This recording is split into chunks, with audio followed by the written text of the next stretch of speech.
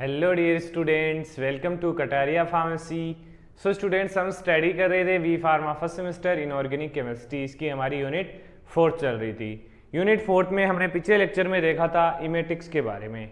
आज के हमारे इस लेक्चर में हम स्टार्ट करेंगे नेक्स्ट टॉपिक हमारा हेमेटेनिक्स।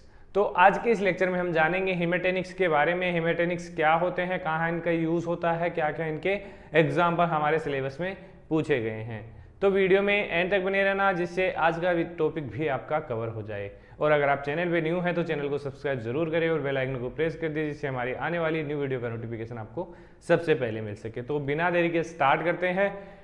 पहले जान लेते हैं कि ये वर्ड है, इसकी डेफिनेशन क्या होगी। हीमेटेनिक्स। अब हिम, इसके वर्ड से ही आप निकाल लीजिए। हिम का मतलब होता है हीमोग्लोबिन। अगर आपने ह्यूमन एनाटॉमी एंड फिजियोलॉजी में स्टडी किया है तो आपको पता होगा हिम का मतलब होता है हीमोग्लोबिन।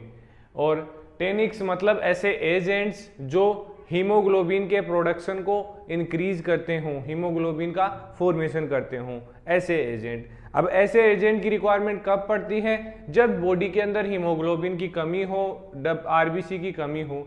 अब आरबीसी की कमी कैसे होती है, क्यों होती है? आरबीसी की कमी होती है, एक डिजीज होती है एनीमिया। एनीमिया में क्या होता है कि जो ब्लड लेवल है वो डिक्रीज हो जाता है, haemoglobin level, RBC level in blood decrease हो जाता है। तो उस कंडीशन में हमें हीमेटेनिक्स एजेंट्स की रिक्वायरमेंट होती है। तो कंप्लीट आपको समझ में आ गया होगा एजेंट कौन से हैं, कहाँ इनका यूज हो रहा है। These are the agents which are required for the formation of blood. कहाँ रिक्वायर्ड होते हैं? For the formation of blood and also used in the treatment of anemia. अब एनीमिया में ट्रीटमेंट में इसीलिए यूज हो रही है क्योंकि उसके अंदर ब्लड लॉस हो रहा है, ब्लड की कमी हो रही है, कंपोनेंट्स की कमी हो रही है। तो ये जो एजेंट्स है हमारे कंपोनेंट्स की पूर्ति कर रहे हैं बॉडी के अंदर, तो इजीली एनीमिया के अंदर इसका यूज होगा। द मेन हेमेटेनिक्स आर, जो मेन कंपोनेंट है हेमेटेनिक्स के, आयरन है, विटामिन B12 है एंड फोलेट आयंस है। कंपोनेंट्स हैं, ये याद रखना अच्छे से। जरूरी नहीं है कि आपके मेन एग्जाम में पूछे, कॉम्पिटिटिव एग्जाम में भी ऐसे क्वेश्चन पूछे जाते हैं। The agent that increase the number of erythrocyte. Erythrocyte का मतलब होता है RBC, red blood cells, on haemoglobin, जो हीमोग्लोबिन में बेसिकली प्रेजेंट होती हैं, कंटेंट इन ब्लड। इनको इंक्रीज करने वाले एजेंट्स कौन कौन से हैं? बेसिकली जो है हमारे फेरस सल्फेट और ferrous gluconate. As a ferrous sulphate और फेरस ग्लूकोनेट इनऑर्गेनिक कंपाउंड्स के रूप में हेमेटेनिक्स यूज किए जाते हैं हमारी बॉडी के अंदर।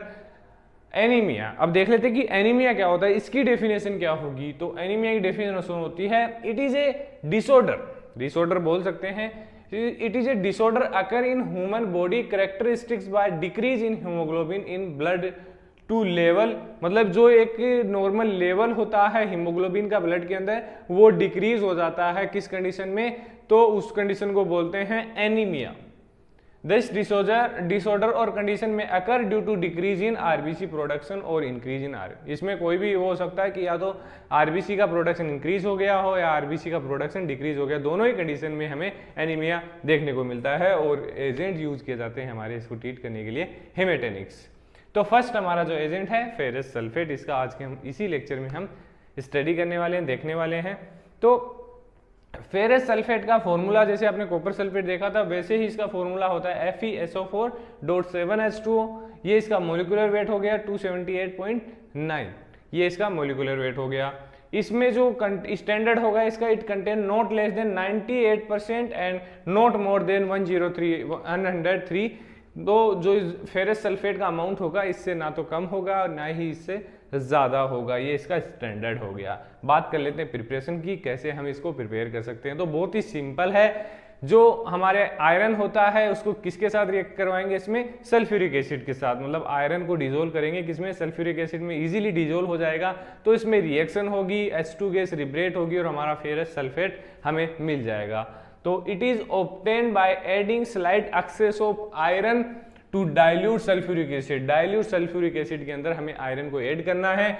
Iron get dissolve to form ferrous sulphate, dissolve हो जाएगा और फेरस सल्फेट फॉर्म होगा। Hydrogen gas is evolved, hydrogen gas reaction के अंदर निकलेगी। The liquid is then concentrated and cool to get crystal.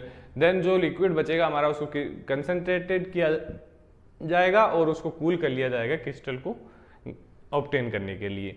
ये बेसिकली रिएक्शन होगी, आयरन रिएक्ट करेगा सल्फ्यूरिक एसिड के साथ और फेरस सल्फेट के साथ, सॉरी फेरस सल्फेट हमें हमारा जो कंपाउंड चाहिए था वो मिल गया। बात कर लेते हैं इसकी प्रॉपर्टीज की।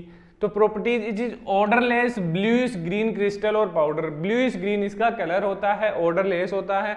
It taste as metallic, metal है इसलिए मेटालिक टेस्ट होगा, as astringent. It efflorescence in dry air, जो पिछला एक इमेटिक्स एजेंट था उसमें भी यह प्रॉपर्टी देखी गई थी।